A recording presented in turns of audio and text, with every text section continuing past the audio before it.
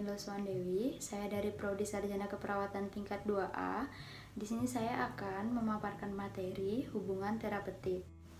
Baik, untuk mempersingkat waktu, kita mulai saja materi tentang hubungan terapeutik, khususnya hubungan terapeutik antara perawat dan klien. Baik, yang pertama itu ada definisi. Definisi dari hubungan terapeutik antara perawat dan klien yaitu hubungan kerjasama yang ditandai dengan tukar-menukar pikiran, perilaku, perasaan, dan pengalaman dalam membina hubungan intim yang terapeutik. Hubungan intim itu berarti hubungan yang hangat dan dekat dengan klien. Kemudian selanjutnya ada definisi hubungan terapeutik. Hubungan terapeutik merupakan hubungan interpersonal yang merupakan sebuah proses yang dilakukan oleh perawat dan klien, akan tetapi proses tersebut menitik beratkan pada usaha perawat dalam memberikan dan memenuhi kebutuhan psikososial intervensi. Selanjutnya, hubungan terapeutik antara perawat dan klien mempunyai dua spesifikasi, di mana dalam berkomunikasi, perawat menggunakan dirinya sendiri sebagai alat untuk melakukan hubungan terapeutik dengan klien. Yang kedua, perawat menggunakan komunikasi yang baik, yaitu komunikasi verbal maupun non-verbal, untuk menjalin hubungan dengan klien demi kesembuhan klien.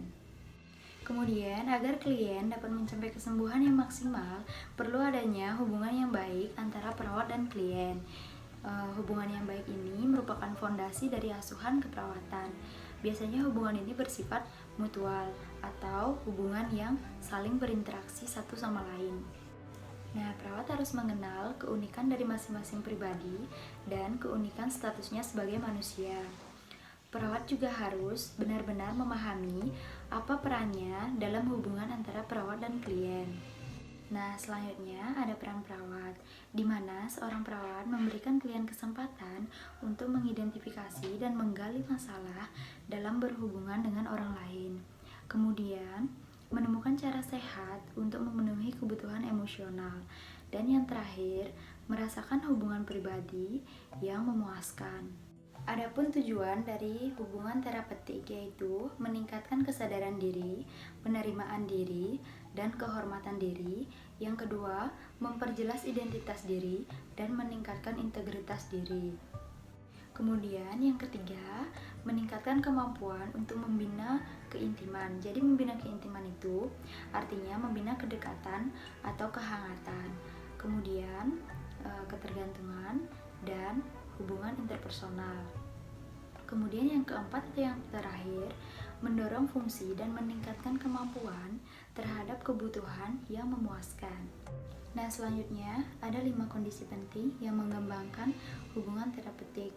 Yang pertama itu ada hubungan, yang kedua ada kepercayaan, yang ketiga ada menghormati, yang keempat ada keaslian, kesewajaran atau yang biasa disebut dengan sikap apa adanya. Kemudian yang terakhir itu ada empati.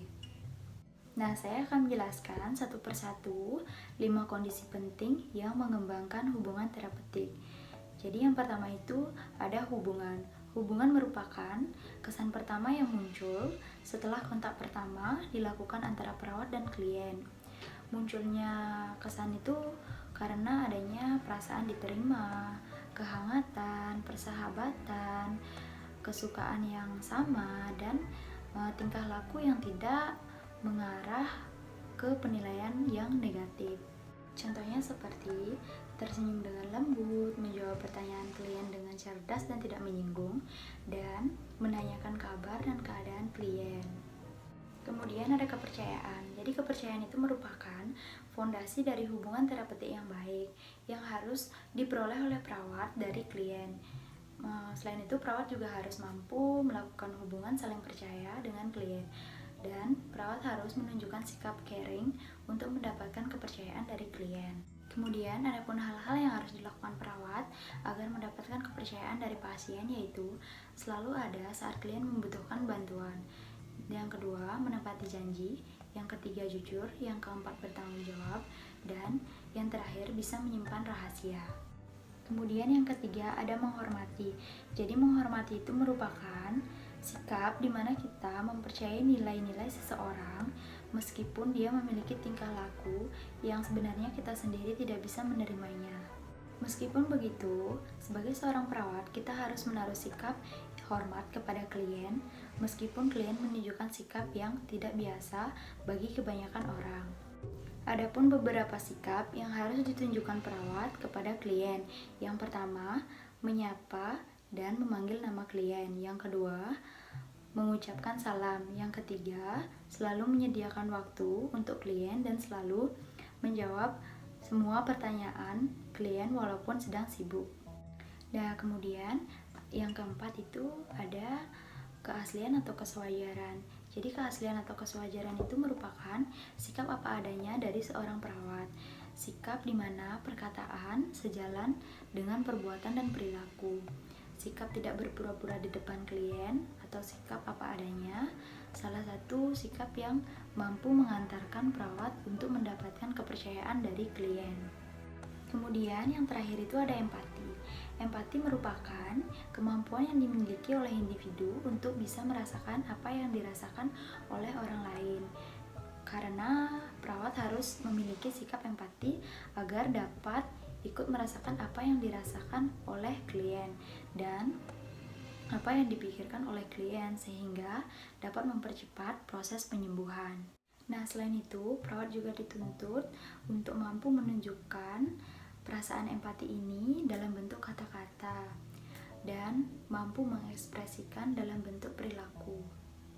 Jadi, kesimpulan dari materi hari ini yaitu hubungan terapeutik antara perawat dan klien memiliki arah hubungan yang sistemik dan sejalan dengan proses keperawatan yang berkesinambungan, sehingga hubungan terapeutik antara perawat dan klien berjalan dengan efektif dan efisien.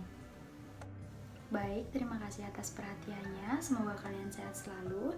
See you next video. Bye-bye.